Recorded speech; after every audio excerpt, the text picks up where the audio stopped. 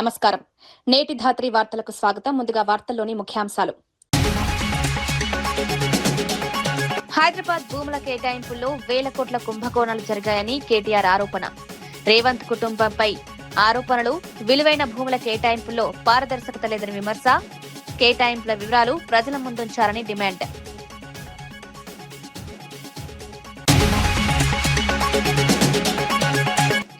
Bharati cements పై red book దౌర్జన్యం చేస్తోందని వీరశేఖర్ రెడ్డి ఆరోపణ.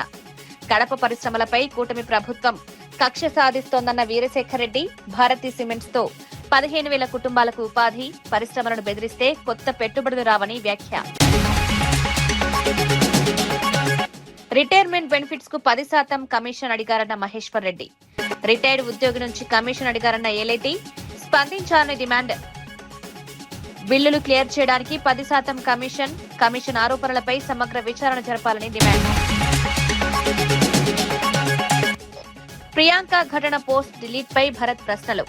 వివరణ కోరిన నేత పోస్ట్ ను ఎవరిని సూచనతో తొలగించారో చెప్పాలని డిమాండ్. పూర్తి దర్యాప్తు చేయాలని వెల్లడి. ప్రజలకు వాస్తవాలు తెలియకుండా చేయడం సరికాదన్న మార్గాని భరత్.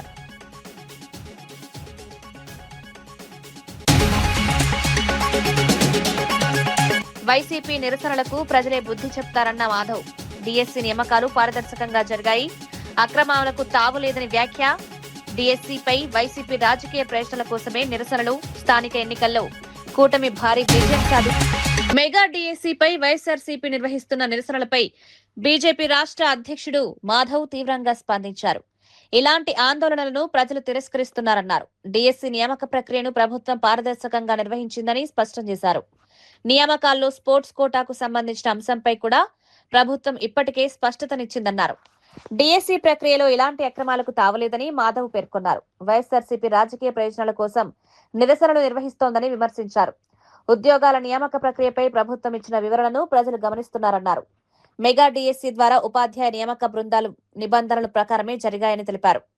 మరోవైపు రాబోయే స్థానిక సంస్థల ఎన్నికలకు బీజేపీ, కూటమి భాగస్వామి పార్టీలు పూర్తిగా సిద్ధంగా ఉన్నాయన్నారు. విశాఖపట్నంలో కూటమి భారీ మెజారిటీ స్థానాలు గెలుచుకుంటుందని ధీమా వ్యక్తం చేశారు.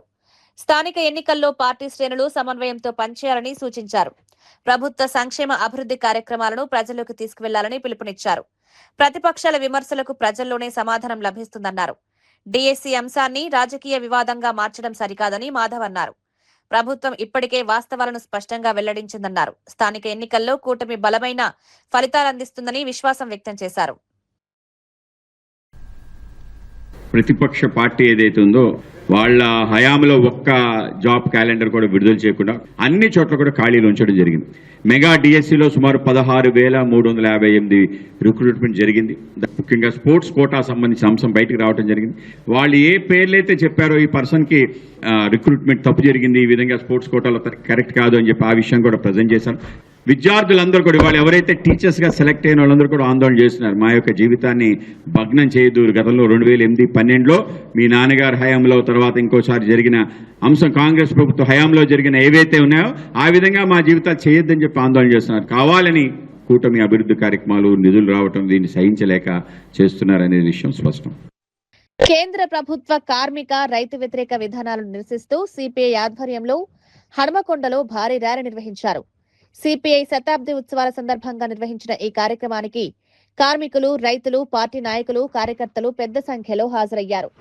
1000 స్తంభాల ఆలయం నుంచి ప్రారంభమైన ర్యాలీ పబ్లిక్ గార్డెన్ సమీపంలో ముగిసింది. ఎర్ర జెండాలతో త్రిసిటీ ప్రాంతం సందడిగా మారింది.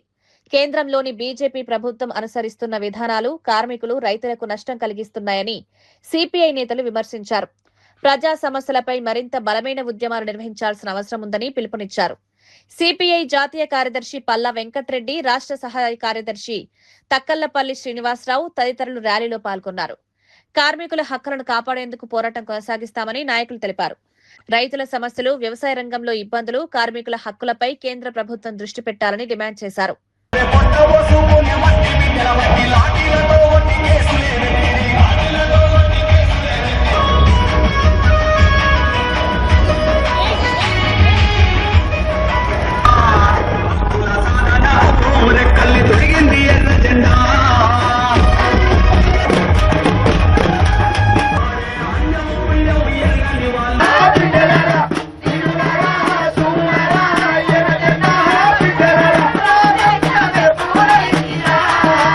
ఢిల్లీ సర్కార్కు బదలావ్ అనే నినాదంతో ఈ నెల 6వ తేదీ నుండి 14వ తేదీ వరకు దేశవ్యాప్తంగా పాదయాత్రలు ప్రచార యాత్రలు నిర్వహించాలని పార్టీ నిర్ణయించింది. గత 12 సంవత్సరాలుగా బీజేపీ దేశంలో అన్ని రంగాల్లో వైఫల్యం చెందిందని, వారిచ్చిన హామీలను అమలు జరపలేదని నిర్ణయంతో భారత కమ్యూనిస్ట్ పార్టీ ఢిల్లీ సర్కార్కు బదలావ్ అని ఒక నినాదంతో ప్రచార యాత్రలు చేసి రేపు సెప్టెంబర్ 1వ తేదీ రామలీలా మైదాన్లో గొప్ప బహిరంగ సభతో ముగింపు చేయబోతా ఉన్నాం. రిటైర్డ్ ఉద్యోగికి రావాల్సిన రిటైర్మెంట్ బెనిఫిట్స్ విడుదల చేయడానికి 10% కమిషన్ అడిగారని బీజేపీ శాసనసభాపక్ష నేత ఏలేటి మహేశ్వర్ రెడ్డి ఆరోపించారు. ఈ ఆరోపణలపై డిప్యూటీ సీఎం భట్టి విక్రమార్క స్పందించాలని డిమాండ్ చేశారు. రిటైర్మెంట్ ప్రయోజనాలు పొందేందుకు ఉద్యోగి నుంచి కమిషన్ అడగడం చట్టబద్దమేనా అని ప్రశ్నించారు. అధికారులు చట్ట ప్రకారం పనిచేస్తున్నారా లేదా మంత్రుల ఆదేశాలను మాత్రమే అమలు చేస్తున్నారా అని నిలదీశారు. మరోవైపు మెగా శ్రీనివాస్ రెడ్డికి 10% కమిషన్ చెల్లించిన తర్వాతే బిల్లులు క్లియర్ చేస్తున్నారనే ఆరోపణలు కూడా మహేశ్వర్ రెడ్డి చేశారు. ఈ వ్యవహారంపై న్యాయమూర్తి రాజశేఖర్ రెడ్డి స్వయంగా సుమోటోగా విచారణను తీసుకోవాలని కోరారు. ప్రభుత్వ శాఖల్లో అవినీతి ఆరోపణలు వస్తే వెంటనే విచారణ జరపాలని డిమాండ్ చేశారు. రిటైర్డ్ ఉద్యోగులకు రావాల్సిన ప్రయోజనాల కోసం కూడా కమిషన్లు అడిగితే అది తీవ్ర సమస్య అన్నారు. అధికారులపై రాజకీయ ఒత్తిళ్లుంటే వాటిని పరిశీలించాలని కోరారు. ప్రజలకు అందాల్సిన ప్రభుత్వ ప్రయోజనాలను ఎలాంటి అవరోధాలు లేకుండా అందేలా చర్యలు తీసుకోవాలని సూచించారు. డబ్బులు వారి అకౌంట్లోకి రావడం లేదని చెప్పి వారు రోడ్డెక్కే పరిస్థితి వచ్చిందంటే ఇంతకన్నా దారుణమైనటువంటి పరిస్థితి ఇంకోటి ఉండదు. కోర్టుకెక్కి కోర్టు నుంచి ఎన్నో ఆర్డర్లు తీసుకొచ్చినా ఫలితం లేదు. 500-600 కంటెంప్ట్ కేసు అయినప్పటికీ కూడా బాధలు తీర్తలేవు. గత చరిత్రలో అనేక మంది అధికారులు ఇలాంటి ఫైళ్ల మీద సంతకం చేసి మరి బాధపడ్డటువంటి పరిస్థితులు మనం చూసాం. చిన్న చిన్న బిల్లులు కూడా క్లియర్ చేసే పరిస్థితులు లేదు. నిమిషానికి 20 లక్షల రూపాయలు అప్పు చేస్తా ఉన్నది. కానీ జీఎస్డీపీలో 50% పైన అప్పులు చేసినటువంటి ఏకైక రాష్ట్రంగా తెలంగాణ నిలబడ్డది. కేంద్ర ప్రభుత్వం నిధులు ఇవ్వకుంటే కనీసం జీతాలు కూడా ఇచ్చుకోలేని పరిస్థితుల్లో గ్రామ పంచాయతీలు మున్సిపాలిటీలు ఉన్నాయి. ఈయన మాత్రం జల్సాల కోసం, గుత్తదారుల కోసం, కాంట్రాక్టులకు, కమిషన్ల కోసం వేల కోట్ల రూపాయలు గుత్తదారులకు ఖర్చు పెడతా ఉన్నాడు. బట్టి విక్రమార్క ఒక లూటీ విక్రమార్కగా మారిపోయాడు. ఈ రాష్ట్రంలో ఫైనాన్స్ డిపార్ట్మెంట్ ని కమిషన్ డిపార్ట్మెంట్ గా మార్చి ఎక్కడికక్కడ సింగరేణిలో వేల కోట్ల రూపాయల కుంభకోణాలు. లూటీ విక్రమార్క, రేవంత్ రెడ్డి కలిసి రాష్ట్రాన్ని దోచుకుంటున్నమాట వాస్తవం కాదా? పైసల మీద పెట్టే దృష్టి మీరు పాలన మీద ఎందుకు పెడతలేరు? చిన్న కాంట్రాక్టర్లను, రిటైర్డ్ ఎంప్లాయీస్ ని అందరినీ కూడా మీరు కంప్లైంట్స్ రిజిస్టర్ చేయండి. మీకు అండగా భారతీయ జనతా పార్టీ నిలబడుతుంది. తెలంగాణ ముఖ్యమంత్రి రేవంత్ రెడ్డి, ఆయన కుటుంబ సభ్యులు, అనుచరులపై బీఆర్ఎస్ వర్కింగ్ ప్రెసిడెంట్ కేటీఆర్ తీవ్ర ఆరోపణలు చేశారు. హైదరాబాద్ నగరం పరిసర ప్రాంతాల్లో విలువైన భూములతో పాటు కీలక ప్రాజెక్టుల కేటాయింపులో వేల కోట్ల రూపాయల కుంభకోణాలు జరుగుతున్నాయని ఆరోపించారు. ప్రభుత్వ నిర్ణయాల వెనుక భారీ స్థాయిలో ఆర్థిక ప్రయోజనాలున్నాయని విమర్శించారు. హైదరాబాద్ లో విలువైన భూములను ప్రైవేట్ వ్యక్తులు, సంస్థలకు కేటాయించే విషయంలో పారదర్శకత లేదని ఆరోపించారు. భూముల కేటాయింపులు, ప్రధాన ప్రాజెక్టుల విషయంలో ప్రభుత్వం తీసుకుంటున్న నిర్ణయాలను ప్రజల ముందుంచాలని డిమాండ్ చేశారు. ప్రభుత్వ విధానాల వల్ల రాష్ట్ర ఆస్తులు కొందరి చేతుల్లోకి వెళ్తున్నాయని కేటీఆర్ ఆరోపించారు. హైదరాబాద్ అభివృద్ధి పేరుతో విలువైన భూములను అప్పగించే ప్రయత్నాలు జరుగుతున్నాయని విమర్శించారు. ఈ వ్యవహారాలపై సమగ్ర విచారణ జరపాలని కోరారు. ప్రభుత్వంలోని నిర్ణయాలపై ప్రజలకు పూర్తి సమాచారం అందించాలని డిమాండ్ చేశారు. భూముల విలువ, కేటాయింపుల ప్రక్రియ, లబ్ధిదారుల వివరాలను బహిర్గతం చేయాలన్నారు. తెలంగాణ ప్రజల ఆస్తులను కాపాడేందుకు బీఆర్ఎస్ పోరాటం చేస్తుందని కేటీఆర్ తెలిపారు. ప్రభుత్వ నిర్ణయాలను రాజకీయంగా ప్రశ్నిస్తూనే ఉంటామని స్పష్టం చేశారు. छोटा भाई है तो कुछ भी पॉसिबल है क्या? कुछ भी मुमकिन है क्या? कोई कंपनी में एक भी एम्प्लॉय नहीं, 1 लाख उसका पेडअप इक्विटी है. ऐसी कंपनी को आप 200 करोड़ वाले जमीन क्यों दिया आपने? ये हमने कल सवाल किया तो जवाब मिलता है कि रेवंत रेड्डी के भाई का इस कंपनी से कोई लेना देना नहीं है. आज हम बता रहे हैं कि भाई रेवंत रेड्डी के भाई यूएस कॉन्सुल जनरल के साथ बैठे हुए हैं, टेसरैक्ट एडवांस सिस्टम्स के चेयरमैन बन के. रेवंत रेड्डी के भाई यूएस आईपीएफ में शामिल हो गए इस कंपनी के चेयरमैन बन के. तो एक तरफ आप कहते हो भाई का कोई लेना देना नहीं है इस कंपनी के साथ, दूसरे तरफ भाई साहब अपने लिंक्डइन में डाल दिए हैं कि मैं इस कंपनी का चेयरमैन हूं. तो सच क्या है, इसको बाहर आना है. इसलिए हम रेवंत रेड्डी जी से पूछना चाहते हैं कि भाई सच बता दो क्या है. आपके भाई साहब को जो आपने गिफ्ट दिया, इसको लेके हम जरूर पूरी तरह से जो गवर्नर और जो लोकायुक्त और जो बाकी इंस्टीट्यूशन है, जो कोर्ट्स हैं, उनके पास जाएंगे और इंसाफ की लड़ाई हम लड़ेंगे और सरकार को जवाब देना पड़ेगा। कल को कोई एक और स्टार्टअप 1 लाख रुपया इक्विटी के साथ कंपनी बनाती है तो उनको भी क्या आप ऐसे ही 200, 300 करोड़ वाले जमीन ऐसे ही दे देंगे without following any due process? या आपके भाई लोगों के लिए एक अलग कानून या अलग रूल्स होते हैं, या आपको जवाब देना होगा? ये मुडा स्कैम से भी बड़ा स्कैम है। कर्नाटक में जो मुडा स्कैम हुआ, जिसको लेके सिद्धरामैया जी को इस्तीफा देने की नौबत आ पड़ी थी, उससे भी बड़ा स्कैम है। हम छोड़ेंगे नहीं कांग्रेस गवर्नमेंट को, और राहुल गांधी जी को भी जवाब देना होगा। आप कहते हो इंदिरम्मा राज्यम, क्या यही इंदिरम्मा राज्यम है? दूसरी तरफ कहते हो कि प्रजा पालना, क्या यही प्रजा पालना है जिसमें रेवंत के भाई कोंडल रेड्डी, तिरुपति रेड्डी, जगदीश रेड्डी और उनके साले साहब सृजन रेड्डी सब के सब आज हजारों करोड़ों के कॉन्ट्रैक्ट करने में लगे तेलंगाना गवर्नमेंट में? इस बात को हम नहीं छोड़ेंगे और बीजेपी से भी हम सवाल करते हैं। हमने शिकायत किया था 1 साल पहले इन सब के बारे में, आज तक आपकी तरफ से कोई जवाब नहीं। क्या इतना क्या अंडरस्टैंडिंग है, ये भी बताना। Thank you. హైదరాబాద్ లో హెచ్ సిటీ ప్రాజెక్టులో భాగంగా కేబీఆర్ పార్క్ పరిసరాల్లో ఫ్లైఓవర్లు, అండర్ పాస్ల నిర్మాణ పనులు జరుగుతున్నాయి. ఈ నేపథ్యంలో ఆగస్టు 18 నుంచి ఆ ప్రాంతంలో కొత్త ట్రాఫిక్ విధానం అమల్లోకి రానుంది. ట్రాఫిక్ రద్దీని నియంత్రించేందుకు వన్ వే ట్రాఫిక్ విధానాన్ని అమలు చేయనున్నట్లు ట్రాఫిక్ సిపి సజ్జనార్ తెలిపారు. నిర్మాణ పనుల కారణంగా వాహనదారులు ఇబ్బందులు పడకుండా ముందస్తు చర్యలు చేపడుతున్నట్లు అధికారులు చెప్పారు. కేబీఆర్ పార్క్ చుట్టుపక్కల ప్రధాన రహదారుల్లో ట్రాఫిక్ మళ్లింపులు ఉండే అవకాశం ఉంది. వాహనదారులు కొత్త మార్గాలను ఉపయోగించాల్సి ఉంటుంది. ట్రాఫిక్ పోలీసులు సూచించే ప్రత్యామ్నాయ మార్గాలను వాహనదారులు పాటించాలని అధికారులు కోరుతున్నారు.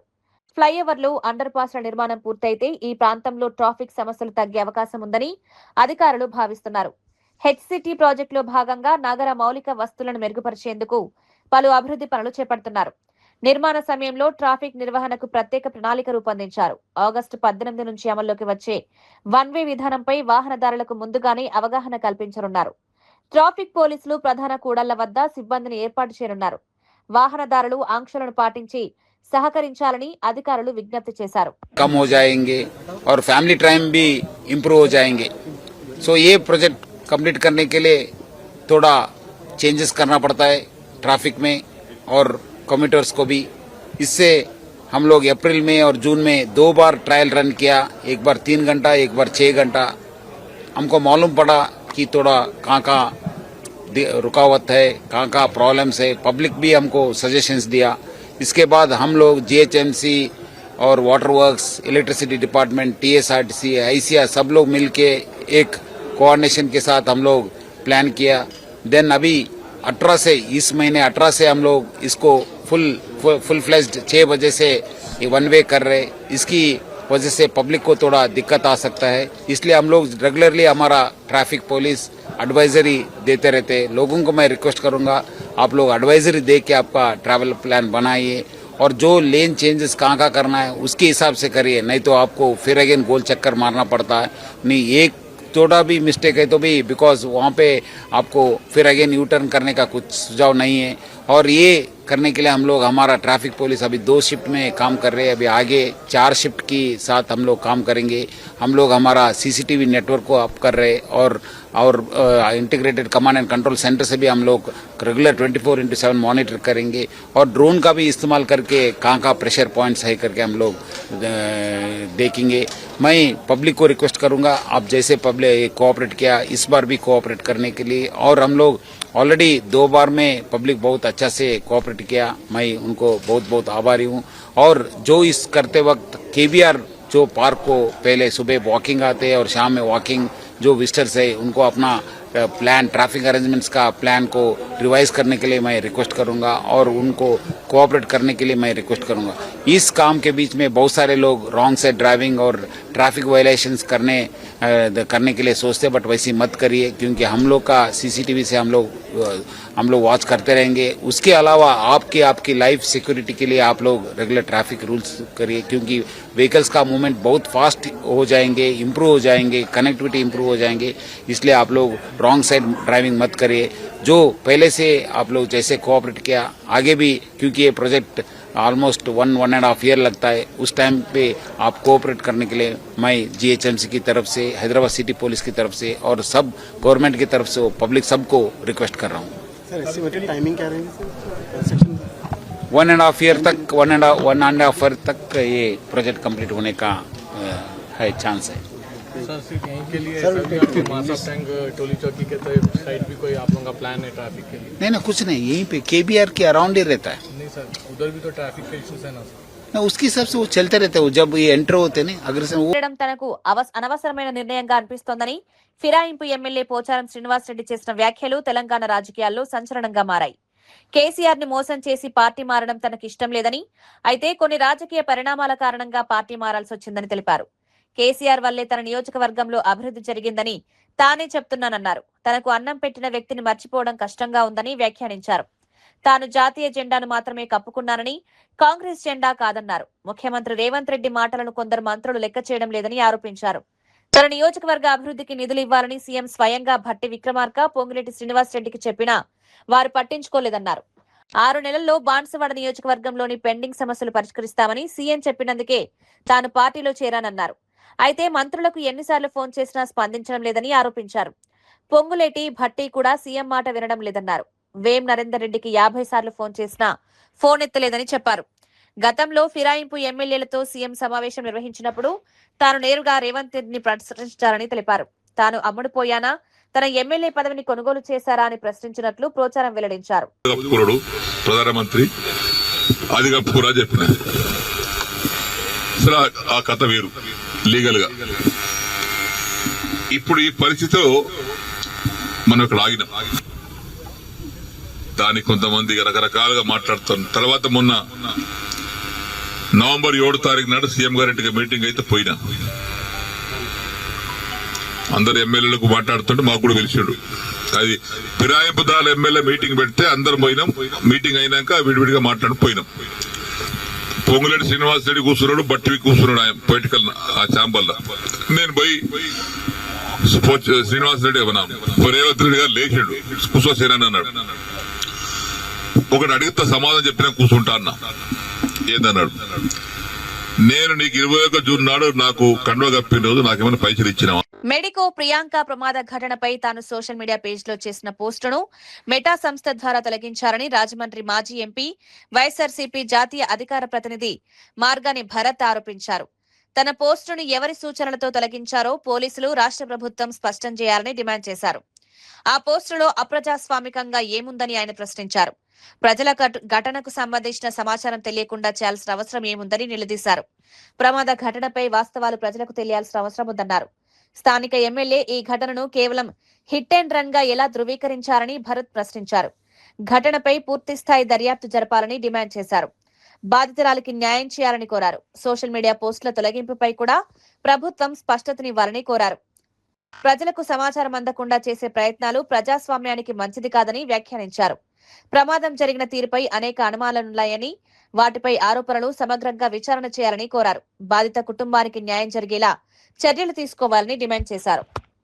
అలా అడుగుతా ఉన్నా, అసలు మనం ప్రజాస్వామ్యంలో బతికి ఉన్నామా? అసలు నేను ఇక్కడ ఉన్న స్థానికంగా ఉన్న ఎమ్మెల్యేని అడుగుతా ఉన్నా, బాధ్యత లేదా నీకు? స్థానికంగా ఉన్న ఎమ్మెల్యేకి బాధ్యత లేదా? ఇంత పెద్ద దుర్ఘటన జరిగితే అసలు నీకు ఎంత అహంకారంతో ఇది కేవలం మద్యం మత్తులో జరిగిన హిట్ అండ్ రన్ కేసు అని నువ్వు ఎలా ధృవీకరిస్తావు? నువ్వెవరు ధృవీకరించడానికి? అంటే ఇదంతా కూడా చాలా పెద్ద స్టోరీ జరిగింది. 3 రోజుల పాటు హై డ్రామా జరిగింది. నిందితుల్ని కాపాడే ప్రయత్నం చేశారు. ఆ కాపాడే ప్రయత్నం ఎవరు చేశారు? ఇవి కదా బయటికి రావాల్సింది. నేను ఇవాళ చెప్తా ఉన్నా, చంద్రబాబు నాయుడు గారికి హెచ్చరిస్తా ఉన్నా, ముఖ్యమంత్రికి, ఢిల్లీలో నిర్భయ ఘటన ఏ రకంగా అయితే జరిగిందో, కోల్కతాలో డాక్టర్ అభయ స్వాతంత్ర దినోత్సవ వేడుకలకు ఢిల్లీ సిద్ధమవుతోంది. ఆగస్టు 15న ఎర్రకోటపై జరిగే జాతీయ పతాకావిష్కరణ కార్యక్రమంలో భాగంగా నిర్వహించే 21వ గన్ సెల్యూట్ కు భారత సైన్యం రిహార్సల్స్ నిర్వహించింది. ఎర్రకోట సమీపంలోని దంగల్ పార్కులో ఆర్టిలరీ బృందాలు నిర్ణీత సమయానికి అనుగుణంగా విన్యాసాలు అభ్యసించాయి. స్వాతంత్ర దినోత్సవం రోజున ప్రధాని జాతీయ పతాకాన్ని ఆవిష్కరించిన అనంతరం 21 గన్ సెల్యూట్ ఇవ్వడం ఆనవాయితీగా వస్తోంది. ఈ నేపథ్యంలో ముందస్తు సాధన చేపట్టారు. రిహార్సల్స్ సందర్భంగా సైనిక బృందాలు సమన్వయంతో కార్యక్రమాలు నిర్వహించాయి. మరోవైపు ఎర్రకోట పరిసరాల్లో భద్రతా ఏర్పాట్లను అధికారులు సమీక్షించారు. స్వాతంత్ర దినోత్సవ వేడుకలకు భారీగా ప్రజలు తరలివచ్చే అవకాశం ఉండడంతో భద్రతను మరింత కట్టుదిట్టం చేశారు. అనుమానాస్పద కదలికలపై నిఘా పెంచారు. ట్రాఫిక్ నియంత్రణకు కూడా ప్రత్యేక చర్యలు చేపడుతున్నారు. ఈ ఏడాది స్వాతంత్ర దినోత్సవ వేడుకల్లో మరో ప్రత్యేకత ఉండనుంది. తొలిసారి ఎర్రకోటపై నుంచి వందే మాతరం ఆలపించనున్నట్లు అధికారులు తెలిపారు. దేశ రాజధానిలో వేడుకలకు సంబంధించిన ఏర్పాట్లు తుది దశకు చేరుకున్నాయి.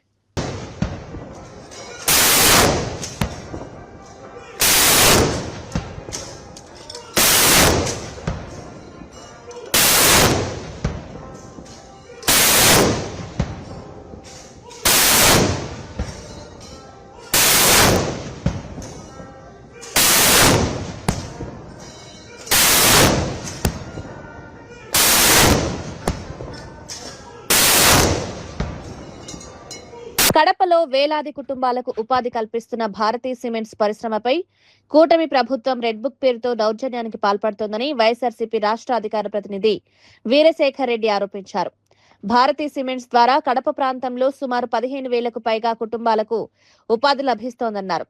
పరిశ్రమలపై ప్రభుత్వ విధానం కారణంగా రాష్ట్రంలో పారిశ్రామిక రంగం దెబ్బతింటోందని విమర్శించారు. కూటమి ప్రభుత్వానికి కప్పం కట్టలేక 12,890 కోట్ల విలువైన పరిశ్రమలు రాష్ట్రం నుంచి తరలిపోయాయని ఆరోపించారు. రాష్ట్రంలో పారిశ్రామిక విధ్వంసం జరుగుతోందని తీవ్ర వ్యాఖ్యలు చేశారు. పెట్టుబడులు తీసుకురావాల్సిన ప్రభుత్వం పరిశ్రమలకు ఇబ్బందులకు గురిచేస్తోందన్నారు. పరిశ్రమలు తరలిపోతే వేలాది మంది ఉద్యోగాలు కోల్పోయే ప్రమాదం ఉందన్నారు. కడప జిల్లాలో ఉపాధి, స్థానిక ఆర్థిక వ్యవస్థకు భారతీ సిమెంట్స్ కీలకమన్నారు. పరిశ్రమలను ప్రోత్సహించే విధానాలు అవలంబించాల్సిన ప్రభుత్వం రాజకీయ కక్ష సాధింపులకు పాల్పడుతోందని ఆరోపించారు.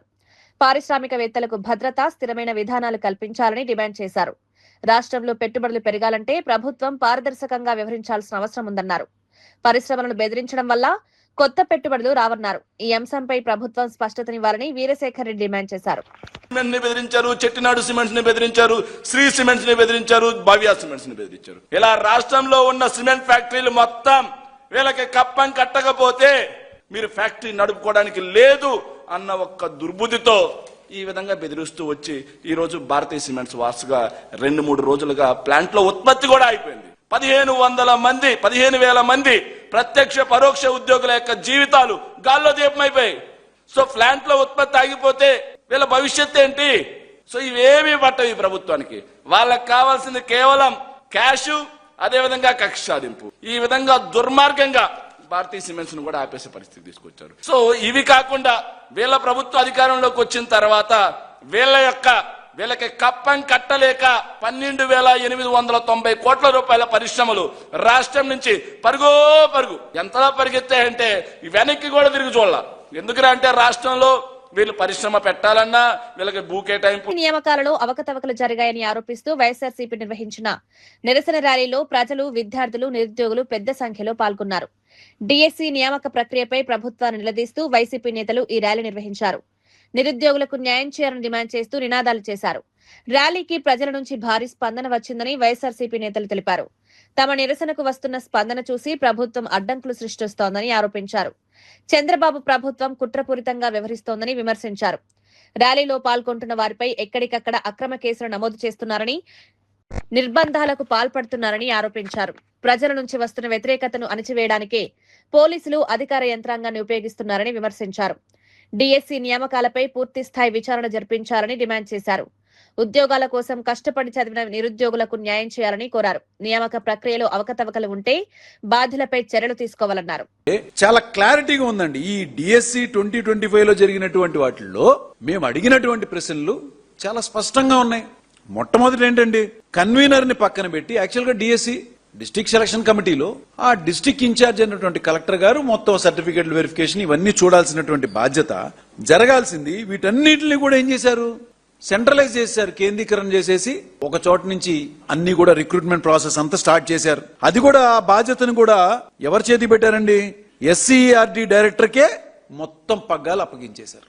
సరే, అక్కడ అప్పగించినందుకు ఏమన్నా పారదర్శకంగా జరిగిందా అంటే, ఇంకొకటి మా నుంచి వచ్చిన ప్రశ్న ఏంటంటే, ఈ ప్రశ్నపత్రాలు అప్లోడింగ్ గాని ఈ డిజిటల్ నిర్వహణ గాని అంతా కూడా జరగాల్సింది చాలా సీక్రెట్ గా జరగాలి. మరి అది ఏం జరిగింది అనుకుంటున్నారు? ఏదైతే బయట అవుట్ సోర్సింగ్ వాళ్ళకి కొంతమందికి పిలిచి వాళ్ళకి ఆ ప్రశ్న పత్రాలకు సంబంధించినటువంటి తయారీ గాని అప్లోడింగ్ గాని ప్రశ్నలన్నీ కూడా వాళ్ళ చేతికి ఇచ్చారు. ఎక్కడ సీక్రసీ ఉంది? మూడో ప్రశ్న, ఈ పరీక్షల వ్యవస్థలో పనిచేసే వ్యక్తికి టాప్ ర్యాంక్ అవుట్ సోర్సింగ్ విద్యార్థి ఉన్నాడండి, పురం నవీన్ అని. ఆయన సోషల్ స్టడీస్ లో కృష్ణా జిల్లాలో టాపర్గా వచ్చి, ఎవరైనా ఒక ప్రశ్నపత్రం తయారు చేసేటువంటి వ్యక్తి అతనే ఎగ్జామ్ రాస్తే ఎంత చిన్న లాజిక్ అండి ఇది. మాజీ మంత్రి సీదిరి అప్పలరాజును రాజకీయంగా ఎదుర్కోవాలని, ఆయన కుటుంబ సభ్యులను రాజకీయ వివాదాల్లోకి రాగొద్దని ఆయన సతీమణి శ్రీదేవి కోరారు. తన భర్త ఒక డాక్టర్ గా ఎంతో మంది ప్రాణాలను కాపాడారని, మంత్రిగా ఉన్న సమయంలో జిల్లాలో అనేక అభివృద్ధి పనులు చేశారని తెలిపారు. అలాంటి వ్యక్తిపై ఇప్పుడు క్రిమినల్ ముద్ర వేస్తున్నారని ఆవేదన వ్యక్తం చేశారు. రాజకీయంగా తన భర్తను ఎదుర్కోవాలని, అయితే చదువుకుంటున్న తన బిడ్డను రాజకీయాల్లోకి లాగడం, వేధించడం ఎంతవరకు సమంజసమని ప్రశ్నించారు. రాజకీయ ప్రత్యర్థులపై విమర్శలు చేయడం వేరు, కుటుంబ సభ్యులను ఇబ్బందులకు గురిచేయడం వేరన్నారు. తన భర్తపై ఏవైనా ఆరోపణలుంటే చట్టపరంగా ఎదుర్కోవాలని కోరారు. పిల్లల భవిష్యత్తును రాజకీయ వివాదాలకు దూరంగా ఉంచాలని విజ్ఞప్తి చేశారు. రాజకీయ కక్ష సాధింపులకు కుటుంబ సభ్యులను లక్ష్యంగా చేసుకోవడం సరికాదని శ్రీదేవి వ్యాఖ్యానించారు. తన భర్త చేసిన సేవలను ప్రజలు గుర్తుంచుకున్నారన్నారు. డాక్టర్ గా ఆయన చేసిన సేవలను, మంత్రిగా జిల్లాకు చేసిన కార్యక్రమాలను ఆమె గుర్తు చేశారు. రాజకీయంగా విమర్శలు ఎదురైనా చట్టపరమైన విధానంలోనే వ్యవహరించాలని కోరారు. గోడాను లేనిపో అనే నిందలు వేసి అరెస్ట్ చేసి జైలుకి పంపించడం జరిగింది. ఒక తల్లిగా చంద్రబాబు నాయుడు గారికి అడగాలనుకుంటున్నాను. అది ఏమంటే, చిన్నపిల్లలు రాజకీయాలు చేయకుండా, కక్షపూర్తిగా రాజకీయాలు చేయకుండా, ఒకవేళ రాజకీయ కక్షలు, రాజకీయ విభేదాలు ఏమైనా ఉంటే మా ఆయన అప్పలరాజు గారి మీద పోరాడండి. చిన్నపిల్లల మీద రాజకీయాలు చేసి హత్య నేరం కింద మార్చి దాన్ని విక్రయించి దాన్ని ముందుకు తీసుకెళ్ళడం ఎక్కడి వరకు న్యాయమని ప్రతి ఒక్కరికి అడుగుతున్నాను. ఈరోజు గత 10 సంవత్సరాలుగా మేము అధికారంలో ఉన్నాము. అధికార పార్టీగా అలాగే ప్రతిపక్ష పార్టీగా మేమందరూ కూడా మీ ముందునే ఉన్నాము. అధికార విభేదాలు అలాగే అధికారంగా ఏమైనా ముందుకు తీసుకొని వెళ్ళాలంటే ప్రతి ఒక్క దాంట్లో కూడా పనిచేసాం. కానీ మేము ఏ పార్టీ కోసం కుటుంబ రాజకీయాలు అయితే మేము ఎప్పుడు కూడా చేయలేదు. బెంగాల్ మాజీ ముఖ్యమంత్రి, తృణమూల్ కాంగ్రెస్ అధినేత్రి మమతా బెనర్జీ తన కాన్వాయ్పై జరిగిన దాడిపై స్పందించారు. తన కాన్వాయ్పై పెద్ద ఇటుకలతో దాడి చేయడంతో ఛాతీలో నొప్పి వచ్చిందన్నారు. దాడి జరిగిన తర్వాత 2 రోజుల పాటు తాను ఎవరితో మాట్లాడలేకపోయానన్నారు. ఈ ఘటనను ప్రజలు గమనిస్తున్నారని మమతా బెనర్జీ వ్యాఖ్యానించారు. దాడికి పాల్పడిన వారిపై అరెస్టులు చేయాల్సిన బాధ్యత పోలీసులదేనన్నారు. తాజాగా పోలీసులు తమ టీఎంసీ భవన్ వచ్చి అక్కడి ప్రజలను వేధించారని ఆరోపించారు. తమకు గొడవలు, హింస అవసరం లేదని, శాంతి కావాలని స్పష్టం చేశారు. ప్రజాస్వామ్యంలో రాజకీయ విభేదాలు ఉన్నప్పటికీ హింసకు తావు ఉండకూడదన్నారు. తన కాన్వాయ్పై జరిగిన దాడిపై పోలీసులు సమగ్రంగా విచారణ జరిపి బాధ్యులపై చర్యలు తీసుకోవాలని డిమాండ్ చేశారు. ఘటనకు సంబంధించిన వివరాలను అధికారులు వెలుగులోకి తీసుకురావాలన్నారు. మరోవైపు టీఎంసీ నేతలు కూడా ఈ ఘటనపై ఆందోళన వ్యక్తం చేశారు. రాజకీయంగా తమను అణచివేసేందుకు ప్రయత్నాలు జరుగుతున్నాయని ఆరోపించారు. चित्तरंजन दास, नेताजी सुभाष चंद्र बोस, खुदीराम प्रफुल्ल चाकी, विनय बादल दिनेश, मातंगिरी हाजरा से लेकर जितना लोग, मौलाना अबुल कलाम आजाद, तेग बहादुर सिंह, गुरु गोविंद सिंह, जो लोगों ने हमारा देश के लिए लड़ाई किया है, उसका लड़ाई में हम लोगों ने अभी भी श्रद्धांजलि अर्पित किया है और हर तरह हर सेकंड में हम करते हैं. हम दिखाने के लिए कोई प्रोग्राम नहीं करते हैं, लेकिन हम दिल से सोचता है सारे जहां से अच्छा हिंदुस्तान हमारा. जय हिंद, जय हिंद, जय हिंद, वंदे मातरम, वंदे मातरम, वंदे मातरम, सुभाष बोस गांधी बोस, सुभाष बोस गांधी बोस, रविंद्र रामकृष्ण जिंदाबाद, जिंदाबाद, जिंदाबाद. रविंद्रनाथ ठाकुर को भी हम लोग श्रद्धांजलि अर्पित करते हैं, जिन्होंने देश के लिए जनगण मन अधिनायक को लिखा है. वो गाना भी आज चलने नहीं देता है.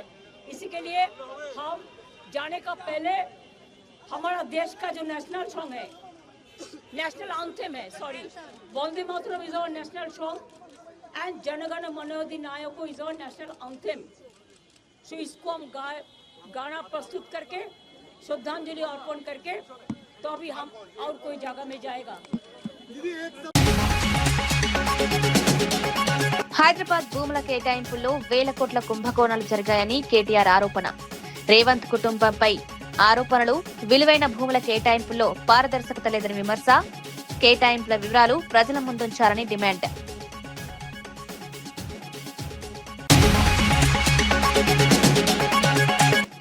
భారతీ సిమెంట్స్ పై రెడ్ బుక్ దౌర్జన్యం చేస్తోందని వీరశేఖర్ రెడ్డి ఆరోపణ. కడప పరిశ్రమలపై కూటమి ప్రభుత్వం కక్ష సాధిస్తోందన్న వీరశేఖర్ రెడ్డి, భారతీ సిమెంట్స్ తో 15,000 కుటుంబాలకు ఉపాధి, పరిశ్రమలను బెదిరిస్తే కొత్త పెట్టుబడులు రావని వ్యాఖ్య. రిటైర్మెంట్ బెనిఫిట్స్ కు 10% కమిషన్ అడిగారన్న మహేశ్వర్ రెడ్డి. రిటైర్డ్ ఉద్యోగి నుంచి కమిషన్ అడిగారన్న ఏలేటి, స్పందించాలని డిమాండ్.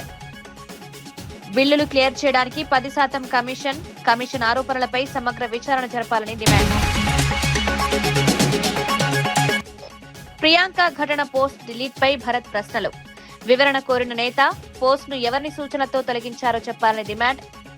పూర్తి దర్యాప్తు చేయాలని వెల్లడి. ప్రజలకు వాస్తవాలు తెలియకుండా చేయడం సరికాదన్న మార్గాని భరత్.